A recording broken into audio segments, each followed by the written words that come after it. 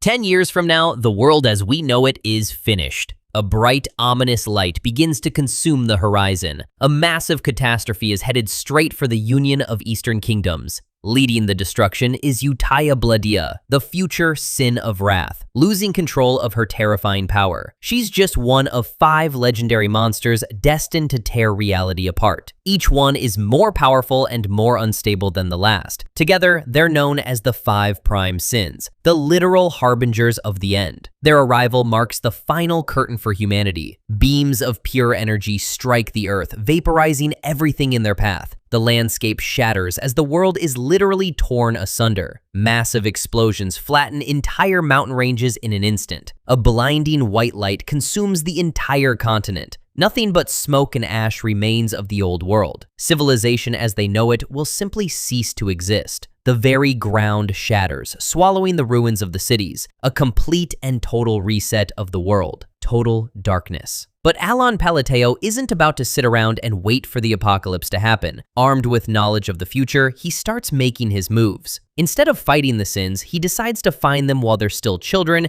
and become their patron. He takes them under his wing, including the dangerous blonde beastkin Pride. Looking back, he realizes his plan might have worked a little too well. But let's go back to how this all started. The only sound in the library is the soft flip of a page. Allon spends most of his days buried in the family bookshelves. In his past life, he was just a corporate drone grinding through 78-hour work weeks. Then he suddenly woke up as the 3rd son of a noble family in a fantasy world. He tries to read up on his new home, but he can't understand a single word of the local language. His butler eventually points out that he's holding the book upside down. Illiteracy aside, the noble life is a massive upgrade. He sits down to lavish banquets filled with more food than he could ever finish. It tastes way better than the convenience store meals back on Earth. Once he's finished his meal, the maids are already there to prepare his bath. He gets a full spa treatment every single night without lifting a finger. No more stress, no more overtime, just pure luxury. All he has to do is exist, and everyone caters to his every whim. For a guy who used to live in an office, this is a literal paradise. But there's a nagging feeling in the back of his mind that something isn't right. He asks the maid about these young masters she keeps mentioning. Her smile turns a bit creepy as she brings up the Palateo family name.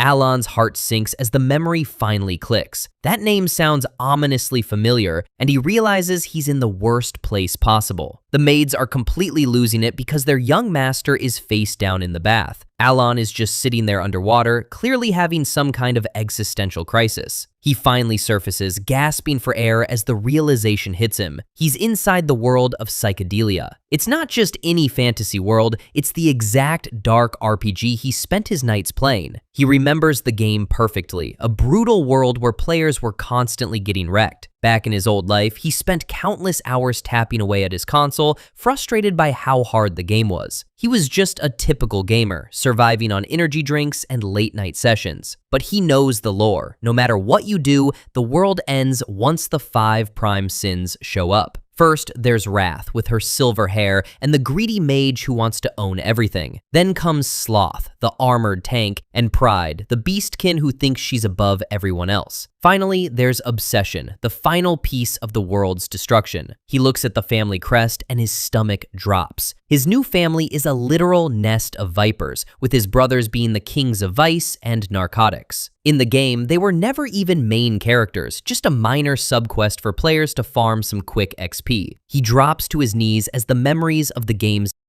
quest logs flood his brain. Investigate House Palateo. The prompt confirms that his new family is basically a target for the heroes. He stands outside the massive estate, wondering if this is all just some cruel joke. He used to enjoy crushing this family for some easy levels, but now he's one of them. He checks his status, and it's even worse. He's Allon Palateo, a disposable side villain. He spends the night staring at the ceiling, his mind completely blank as he processes his death sentence. He lies perfectly still, the luxury of the room feeling more like a prison. Tears roll down his face as he realizes that no matter how rich he is now, he'll be ash in 10 years. He clenches his chest, feeling a pain worse than any delayed salary from his old office job. He's a transmigrant with 0 special powers or cheat codes, just a front row seat to the end of the world. He sits on the edge of his bed, watching the moon while trying to find a way out of this. A desperate thought crosses his mind. What if he just takes out the source of the apocalypse before it starts? He snaps the stem of the flower in his hand as his resolve hardens. He sees a vision of the monster Wrath, the child who will eventually burn everything down. Since they're still just kids right now, he figures he might actually have a shot at changing things. The only problem is he has absolutely no combat abilities to speak of. He crushes the petals in his palm, making a silent vow to himself. 2 months pass as he starts putting his survival plan into motion. He sets up an office in the mansion and receives a report about some orphans rescued from a lab. His new right-hand man, Evan, stands by with a grim look on his face. Evan is Allon's personal knight, a rugged guy who clearly knows his way around a sword. Allon gives him a nod, satisfied that he hired someone so capable for the dirty work. Evan just stands there silently while Allon reviews the latest paperwork. The knight tilts his head, confused by the young boy's strange, blank expression. Allon tries to stay composed, telling Evan that everything is going according to plan. He tells the knight he'll be relying on him for everything moving forward. He forces a wide, desperate smile to hide his nerves, but it just ends up creeping Evan out. He remembers how expressive his face used to be before the stress of the apocalypse turned it into a permanent mask. Allon stands in front of a mirror, literally tugging at his cheeks to see if he can still move them. He's worried that his actual soul forgot how to make facial expressions when he crossed over into this world. Evan is in the middle of a story, stretching his arms while talking about his time in the world of Psychedelia. He rubs his chin, thinking back on his past, while Allon just sits there and listens. Evan gets a serious look in his eye as he mentions his long years working as a mercenary. He remembers finding orphans locked away in dark, iron-barred cells. One of those orphans was a young girl with long, silver hair, chained up like a common criminal. But as she looks up, her eyes glow a dangerous red, and a dark energy starts to swirl around her. Back in the office, Evan questions why Allon didn't just bring the girl to the mansion instead of leaving her where she was. Allon remains seated at his desk, keeping his back to the knight while he considers his next move. He looks down, his expression hardening as he thinks about the girl's real name. Utaya Bloodia. She's currently a prisoner in a massive birdcage surrounded by a suffocating darkness. In the game's future, she's destined to become the Sin of Wrath, a monster with fangs and a terrifying laugh. Allon figures that if he can just give her a peaceful childhood, maybe she won't turn into a world-ending monster. He leans forward, feeling a sense of relief now that he's finally cleared the first major hurdle of his plan. Evan just looks at him, completely confused by whatever is going through his young master's head. Allon knows it's not the right time to make a move yet, so he keeps his plans to himself. He clasps his hands together, his mind already racing toward the next step. He looks down at a stack of papers, his focus razor sharp. Evan looks genuinely surprised, probably by how serious Allon is. Being, for once. The knight stands tall, waiting for his orders while Allon sits in the shadows of his office. Evan takes a letter from the desk, wondering if it actually contains something important. Allon hands over the sealed letter, and Evan looks at the red wax seal with a hint of curiosity. Evan opens his hands to take the document, ready to head out on whatever mission he's been given. Outside, the sun is shining on the massive Palateo mansion, while Allon watches from his window. Evan hops on his horse and gallops away, his cape fluttering behind him. Allon watches him go, hoping he's making the right choice by sending the knight on this errand. He stands by the window with his arms crossed, his eyes fixed on the distance as the horse disappears. He recalls a scene from the game, a pixelated archbishop with a bright, friendly smile. The archbishop was holding a holy book, explaining how an incantation could soothe the bloodborne. The old game graphics show a burst of light as the ritual begins. The ritual was meant to bring clarity to the shadows, but the silver-haired girl on the screen didn't look very soothed. The scene shifts to a darker moment in the game's lore. Under a massive red moon, the silver-haired girl floats in the air, a flash of light signaling the start of a massacre. A shadowy figure is torn apart by red energy in a brutal display of power. Blood splatters everywhere as the monster's power finally awakens. A woman with long white hair and a horn on her head is caught in the middle of a violent explosion. She screams out that it's too late as more red energy tears through the room. The screen is filled with chaotic red slashes and flashes of light. In the game's normal storyline, the ritual fails and triggers a boss battle that destroys everything. A huge explosion rips through a building, leaving nothing but fire and smoke in its wake. Allon lets out a long groan and stretches in his room, reminding himself he still has 10 years to stop that from happening. Allon looks a bit overwhelmed, a single bead of sweat rolling down his face as he contemplates his next move. He lies back, staring up at nothing in particular as the weight of his destiny settles in. He thinks about how impossible it is to truly grasp the complexity of the 5 sins he's trying to manage. He stands up, his silhouette framed by the bright sunlight streaming through his bedroom window. He imagines Utia Bloodia as she once was, a fragile-looking girl clutching a stack of papers. He can almost see the terror in Evan's eyes when the knight first witnessed the girl's true nature in the original timeline. In that vision, Evan stands frozen as a dark, oppressive aura begins to swallow the room around Utia. The knight can only gasp in shock as he feels the sheer weight of her power pressing down on him. Utia's silver hair floats upwards as her eyes flare red, signaling the awakening of her destructive mana. Even a battle-hardened man like Evan is left trembling and drenched in sweat by the intensity of her presence. It's the kind of master-level mana manifestation that most people only hear about in legends. Allon knows he has to time his intervention perfectly because the world simply isn't ready for what she can become. He lets out a sharp gasp, snapping back to reality and realizing just how much mental energy he's burned through. Evan looks at him with a mix of concern and confusion, finally seeing the hidden depth in his master's gaze. The vision of the girl lingers. She turns away, her aura pulsing with a dangerous, untamed power. She offers a sweet, haunting smile, speaking of a covenant that only her true master would be able to recognize.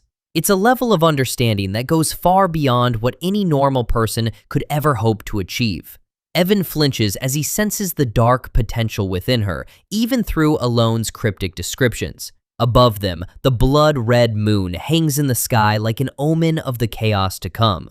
Utia stands in its glow, her eyes shimmering with a terrifying, obsessive delight. She waits in the shadows, a tiny figure destined to become a goddess of destruction. That night, Allon finally crawls into bed, proud of himself for doing enough productive work to justify a long sleep. He passes out almost instantly, his head buried in his pillow as he enjoys a moment of true peace. Of course, the universe has other plans, and a heavy book tumbles off the shelf to give him a rude awakening. Allon is busy digging through the library archives when Evan quietly approaches him. Allon nearly jumps out of his skin as he spins around to face the intruder. Evan stands there with his usual stoic expression, one eye covered by a patch. But their meeting is cut short by Tonio, who waltzes in with a nasty grin on his face.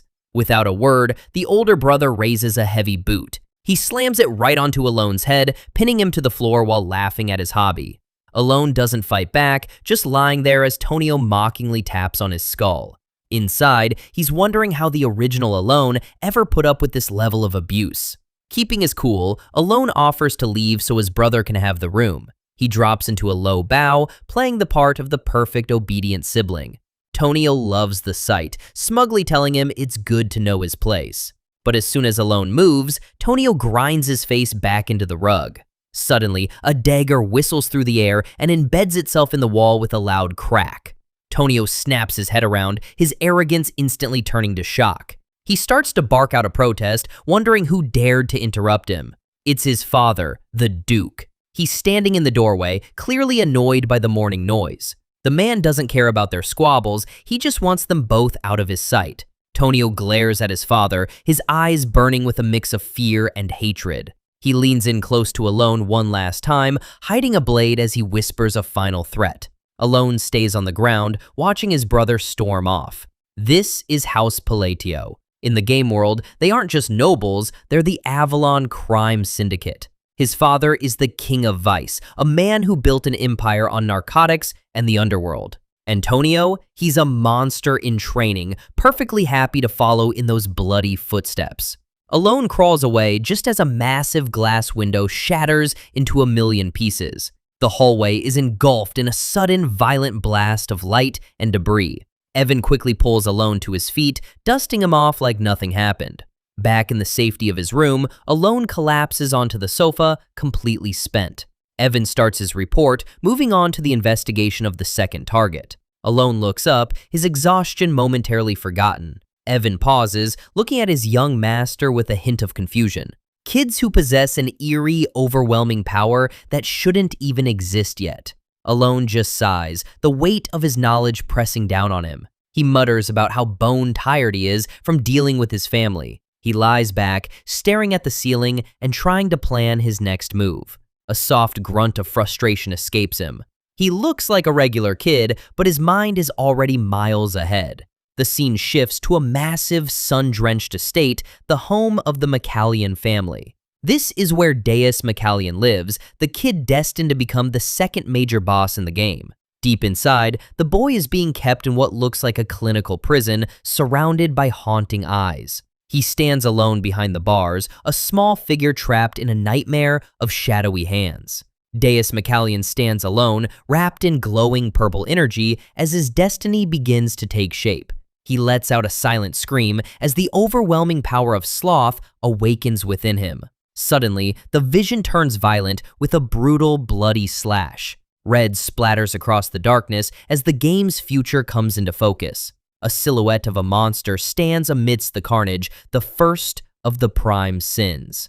More bodies fall as the future apocalypse begins to play out in Allon's mind. Back in the present, Allon is visibly shaking, the graphic memory still fresh and disturbing. He tries to steady his hands with a cup of tea, but the horror of what's coming is hard to shake. He adjusts his collar, feeling the crushing weight of the future on his shoulders. Allon looks over a letter he's drafting to Utia, mentioning how his second brother used him as a chair again today. His mind drifts back to the day he found her, a young child playing in a field of light. She stood alone under the vast, starry sky, a small figure lost in the darkness. She was barefoot in the grass, her tattered clothes evidence of a life already full of pain. Allon stepped forward, his approach slow and deliberate. He asked if she was the one who had been broken by this cruel world. The girl looked up, her expression empty as if she had already given up, but her hand twitched, a tiny sign of the monster waiting to be unleashed. Allon watched her carefully, knowing exactly who she was destined to become. The girl turned around, her long silver hair glowing under the moon. This was Utia Bloodia, the future sin of wrath, and she was already terrifying. She gave him a wide, chilling smile, her eyes sparkling with a dangerous curiosity. A violent swirl of pink and red mana erupted from her, threatening to tear the environment apart. She looked like a small, beautiful demon standing in the moonlight. Allon reached out to her, his own magical threads starting to manifest and weave through the air. The two powers collided, purple and blue energy clashing in a chaotic dance. The intensity of the mana surge was enough to light up the entire forest. He stood firm, a calm patron before a budding disaster. He knew it was time to start building his relationship with her, one letter at a time. He holds her reply, a delicate piece of paper that confirms his plan is working. The sun shines over the manor, but the peace is about to be shattered. Evan slams the library doors open, looking like he's just seen a ghost. He's completely out of breath, his eyes wide as he delivers the shocking news.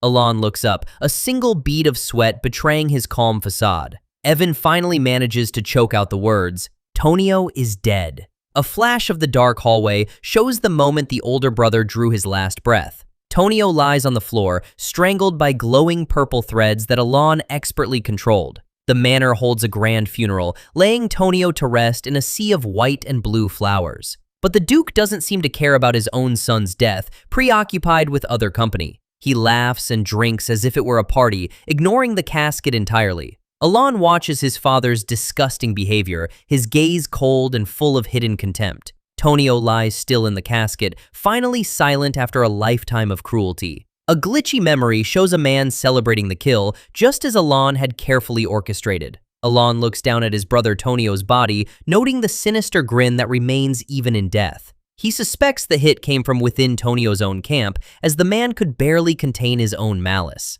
A low creak echoes through the room as the heavy lid of the casket is adjusted. Allon stands over the flowers, his expression cold and detached from the grief around him. A year passes, the sun setting on the era of his brother's influence. The Palateo Manor finds a relative peace, though it is a quiet built on shadows. In the sunlit library, Allon and Evan share a quiet afternoon over tea and sweets. Allon is engrossed in a letter, building rapport with his distant villains as he eats. The reports mention that Tuna, Haydn, and Deus are all growing up just fine. A faint smile touches his face, satisfied that his secret investments are paying off. Evan is surprised to see the funding list for the small orphanage growing again. He comments on how unusual it is for such a small place to receive so much financial support. Evan shifts the conversation to the mystery Allon has been searching for all this time. The Intelligence Guild has finally uncovered a clue that might lead them to the truth. Allon pauses, the information settling as he considers his next move.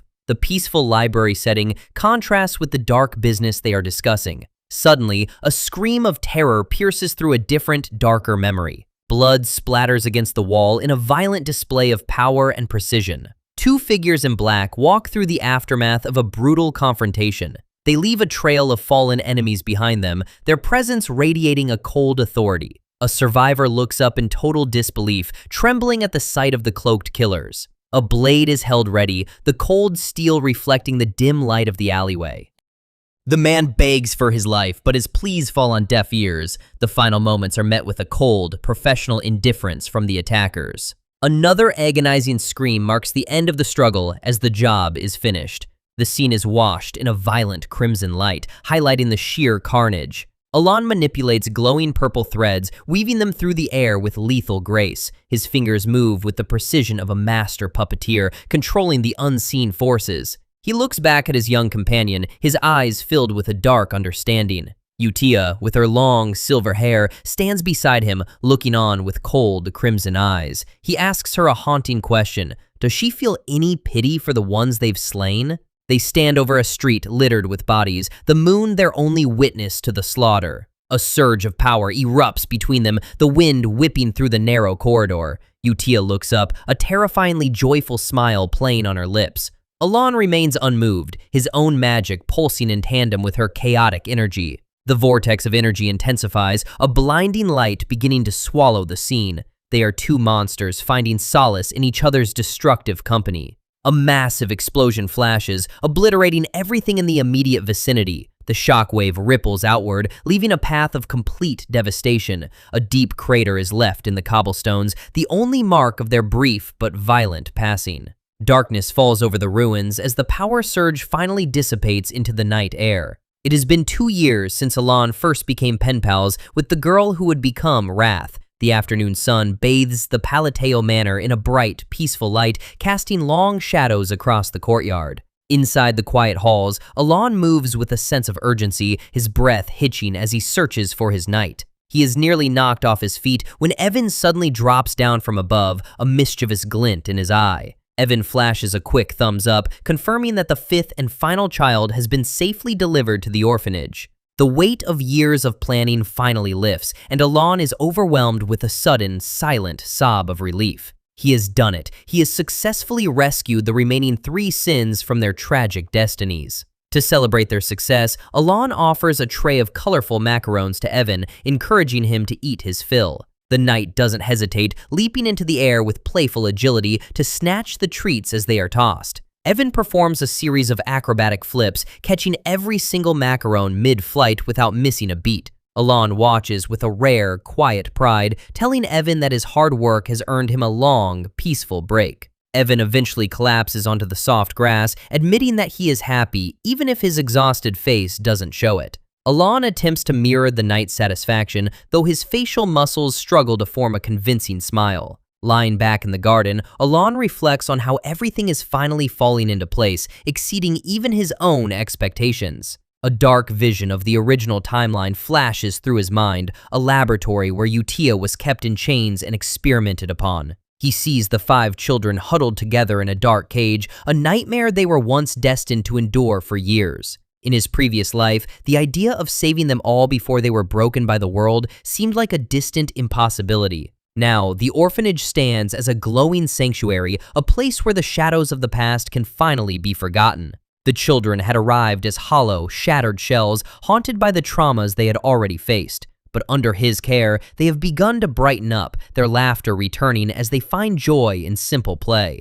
Reading a new letter, Allon realizes that the children's rapid recovery means he no longer needs to assign them caregivers. He ponders if Utia's innate connection to the orphanage is what truly allows the others to feel so safe and grounded. He concludes that, for all the darkness she might carry, the silver-haired girl is a remarkably decent child at heart. Evan leans over, eager to hear any other interesting tidbits that might be hidden within the latest report. The letter confirms the good news. Everyone is healthy and the young. Deus is thriving, no longer a cause for concern. A letter arrives from the orphanage, reporting that the newest kids are settling in just fine. In the sun-drenched garden, Utia, Yuna, and Hidan are all smiles, looking like perfectly normal, happy children.